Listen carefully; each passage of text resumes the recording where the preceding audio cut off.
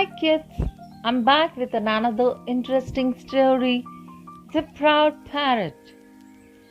Once there lived a beautiful parrot. He was very proud of his beautiful wings and colorful beak. One day he saw a crow. "Oh, how ugly he is," he said. "Your wings are black and ugly." "Yes, you're right, but my ugly wings help me to fly high," said the crow. The parrot moved a little more closer to the crow. He spread his wings and showed him how beautiful he was.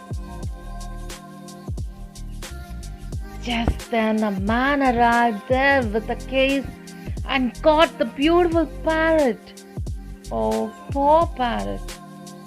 So the moral is, pride comes before a fall. So please like the video, share the video and subscribe for more videos. Bye bye.